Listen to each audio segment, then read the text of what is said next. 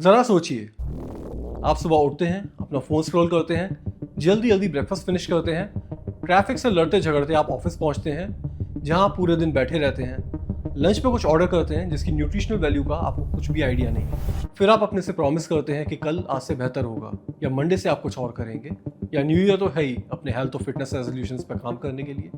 This isn't about motivation और lack of discipline. आप क्या खाते हैं, क्या काम करते हैं, कौन सा ऐप यूज करते हैं, ये सब कुछ शेप करता है आप कैसा फील करते हैं। और जैसे जैसे वक्त बीतता जाता है, ये छोटी छोटी चीजें ऐड होती हैं और थकान और बेचैनी आपको नॉर्मल लगने लगती है। मॉडर्न लाइफ एक साइलेंट रिदम पे काम करती है। Get tired, recover just enough and repeat. Average इंसान हर रोज 10 घंटे से ज्यादा बैठा रहता है और ह्यूमन बॉडी इतनी देर बैठने के लिए बनी ही नहीं है। Long sitting hours directly correlate with heart issues, diabetes, anxiety and depression. ये सिर्फ आलसी होने की बात नहीं, ये कंडीशनिंग है। वर्क आवर्स बढ़ते जा रहे हैं और ट्रैफिक के चक्कर में कम्यूट आवर्स भी। एक स्वीडिश स्टडी ने ये कंक्लूड किया कि जो लोग 40+ आवर्स काम करते हैं और जिनके लॉन्ग कम्यूट आवर्स हैं, उनकी स्लीप और एक्सरसाइज दोनों ही कॉम्प्रोमाइज रहती है। और इसके लिए एक्चुअली किसी स्टडी की जरूरत भी नहीं है। आप किसी भी कॉर्पोरेट एम्प्लॉय से पूछ लीजिए, ना ही उस पर सोने का वक्त है और ना ही उस पर एक्सरसाइज का वक्त है। और हेल्थ केयर भी सपोर्ट नहीं करता, कॉस्ट बहुत हाई है, अर्ली केयर अनअवेलेबल, और छोटी छोटी प्रॉब्लम्स बढ़ते बढ़ते बहुत बड़ी बन जाती है। सिस्टम इलनेस ट्रीट करता है, प्रिवेंट करना उसका गोल है ही नहीं। WHO, वर्ल्ड हेल्थ ऑर्गेनाइजेशन, वैसे तो पब्लिक हेल्थ को प्रोटेक्ट करने के लिए बनी हुई है, बट उसकी मेजॉरिटी फंडिंग्स एनोनिमस डोनर से आ रही है। BMJ यानी कि ब्रिटिश मेडिकल जर्नल ने उसे ट्रांसपेरेंसी के लिए D रेटिंग दी है। जो ड्रग्स पहले कभी FDA ने अप्रूव करी थी, जैसे कि फेनफेन, सिब्यूट्रामीन एंड ज़ेंटेक, अचानक से मार्केट से पुल कर लिए जाते हैं जब उनके साइड इफेक्ट्स एक्सेस में रिपोर्ट होना शुरू हुए।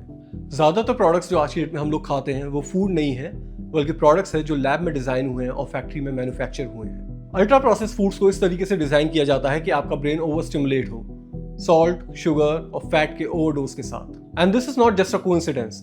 टोबैको कंपनीज ने 1980s और 90s में फूड कंपनीज एक्वायर किए थे। सिगरेट एडिक्शन की जो रिसर्च थी उसे रिवर्स इंजीनियर करके फूड के लिए अडेप्ट किया गया।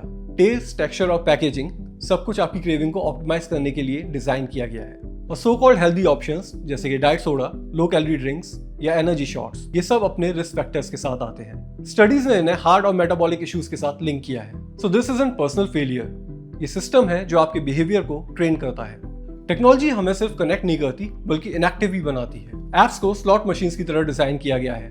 Endless scroll, endless refresh, small dopamine hits. कुछ आदतें हमारी आइडेंटिटी बन जाती हैं, जैसे कि कॉफी। रिसर्चर्स के अनुसार कॉफी का एडिक्शन कैफीन से नहीं बल्कि उसके टेस्ट और अरोमा से आता है।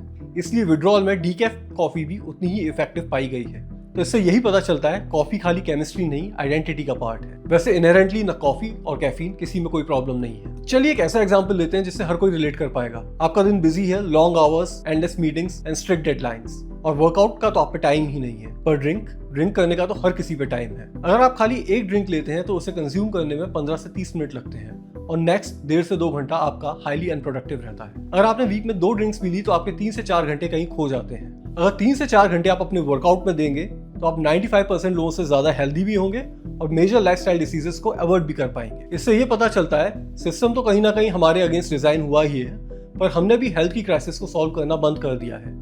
जो भी हमें जैसे सर्व हो रहा है हमने उसे एज इट इज एक्सेप्ट करना शुरू कर दिया है। जब आप जूम आउट करके देखते हैं तो आपको पता चलता है कि हेल्थ एक बड़े डिसीजन से कॉम्प्रोमाइज नहीं हुई है। जब आप नोटिस करते हो कैसे आपका एनवायरनमेंट आपको शेप कर रहा है, आप उसे चेंज करना शुरू कर सकते हो। एक बेटर मील, एक छोटी walk, a pause before the next scroll. New year का वेट मत करो, बस ये नोटिस करो कि आपकी लाइफ का कौन सा एस्पेक्ट ऑटो पायलट मोड पे आ चुका है। जब आप नोटिस करना शुरू करते हो तो आप धीरे धीरे अपने अंदर वो बदलाव लेके आ सकते हो जो आपकी हेल्थ को पॉजिटिवली इन्फ्लुएंस कर सकता है। अगले वीडियोस में हम उन ओवरसाइट्स की बात करेंगे जो रिपीट होते होते हमारा कलेक्टिव ब्लाइंड स्पॉट बन जाता है।